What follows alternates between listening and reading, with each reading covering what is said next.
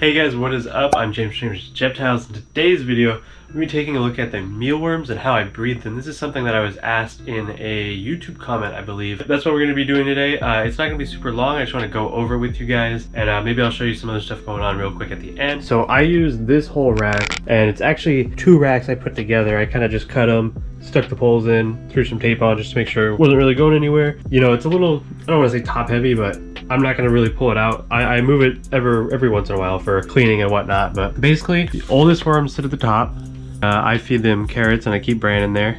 There's some carrot they're eating. And the top 2 are labeled 3. And so basically that's just the 3rd set of worms, right? And so next we go to the 4th, 1 week older, the 5th, 1 week older, 6th, 1 week older, and 1 week older. And then we come down to these letters. And so basically what this means, last weekend I moved A and B. So this weekend what I'm gonna do is I'm gonna move D and C. So what'll happen is I'll make 2 new empty tubs. They'll be labeled 8. And I will put the D and C on those new tubs. And these tubs will be labeled 8. And then what I'll do is I'll take all these tubes with the beetles climb on them, and I'll move them to the new D&C, which will have fresh food. And then once 8's moved up, I'll slowly take the worms out, or the beetles out. You can see 7's still got some beetles. There's a lot of dead beetles, but I'm still moving some of the beetles out. Basically what I do is every day I'll just come in and move those to these. So that's how new groups get formed. So 7's the newest one. So you're not gonna really see any worms, and as you move up, the worms get bigger and bigger and bigger. This is probably just all eggs right now. They'll lay in there for a week, and I switch off. The next week I'll do A and B.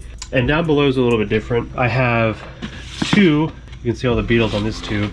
This is just where all the pupa goes. So what I do is I take a certain amount of worms. It's not very specific. I produce enough anyway, so it doesn't really matter. I set aside a certain amount of worms, which is this tub, and once a week I'll go through it with my pupa sifter, and that takes out about 90% of all the pupa in here, and I'll hand pick some beetles too. And then what I do is I put the pupa in here with food, a carrot, and this tube, and they'll climb on the tube, and once a day I will dump this tube into one of these, so they have fresh new beetles to start breeding.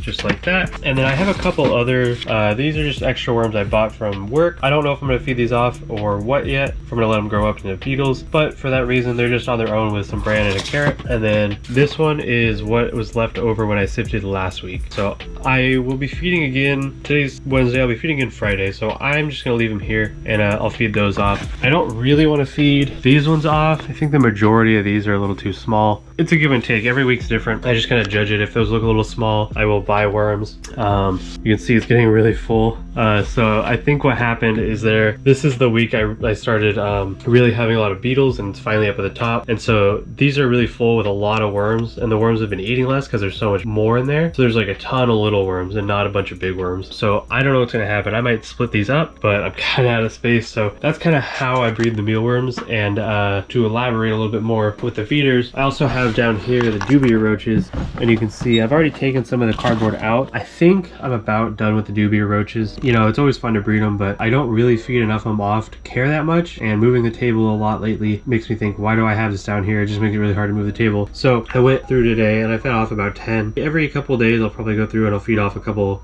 adults and some babies, and that'll just help reduce the numbers and make them stop breeding eventually, and I'll slowly get rid of these. I could sell it, but hey, it's free food. You know, it helps the geckos out. So other than that, today I collected a single clutch of eggs. I checked out all the snakes. I fed all the baby snakes. The palmetto, wherever she is doing great. She ate 2 fuzzies today, which was really good. She's a great eater. But these were the first fuzzies, I think, or maybe she had one last week, but she ate 2, which was awesome and unexpected. Filmed another video a couple days ago, but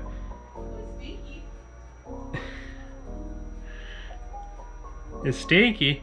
So I filmed another video, but I didn't really care for that one, so I kind of just deleted it. I really just want to make sure I'm putting out good stuff, so it's probably why they're a little more sporadic or sparse right now. I'm definitely hoping it changes soon. It's more just me getting up and doing it, because I'm lazy. I have a lot of stuff I gotta do with the geckos and everything, but if you guys want to take a look, these are something I've been looking into. So these are actually shoe collectors, and I turned them sideways. So basically the plan here is I want to try putting geckos in here, crested geckos, because like 4 of these is about the size of one of those, which usually has 4 geckos in it. So I'm thinking I can put a single female in here and a male, so there's 4, and then I can rotate the male. I don't know yet. I'm just something I'm testing out. They're actually really cheap, so who knows. But yeah, it's something I want to try, and someone suggested it. Someone that I know who breeds crested geckos does this, and so I figured I'd give it a try. I also was thinking about doing those, but I'm not sure. So we're trying this. Other things, the leopard geckos, the one project I really want to have eggs is not having eggs yet,